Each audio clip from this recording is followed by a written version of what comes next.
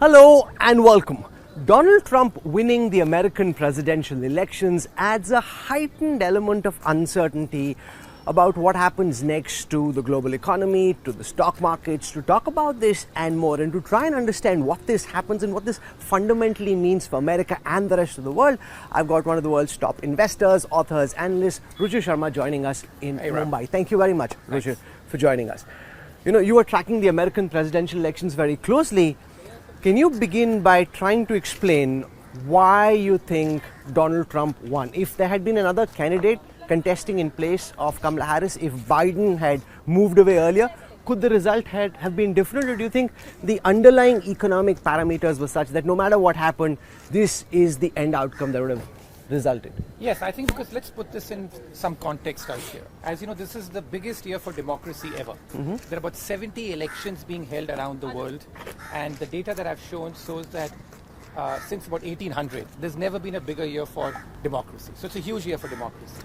Let's look at the results which have already come in for about, of the 70 odd elections that we've had across the world.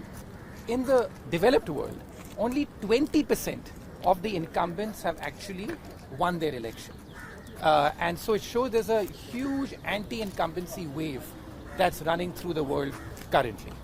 And even if you look at the White House, this is for the first time in over a century that the incumbent party has lost 3 elections in a row. You had the defeat of the Democrat Party after Obama, then even Trump lost in 2020, and now you've had an instance where the Democrat Party under Kamala Harris has lost. So I think there's a broad pattern out here that this is a protest vote. This is what you call an anti-incumbency wave, a term we are very familiar in India with, but now this term I think has gone global.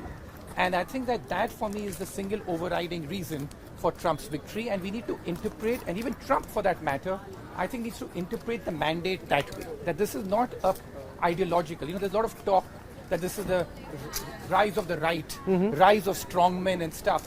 You know, it's not true, because even, like in some countries, the so-called strongmen, whether previously it was Brazil or wherever, they lost their election. So I'm less willing to view this election from an ideological prism, much more from the fact that you have a protest vote.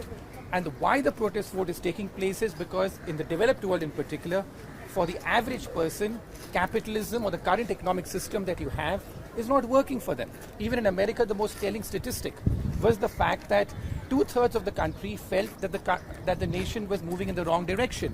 70% of people in America felt that the system needs to be toned down or something dramatic needs to be done. So this is a vote against the current system. It's a protest vote. It's an anti-incumbency wave that's being stoked by this huge sense of dissatisfaction.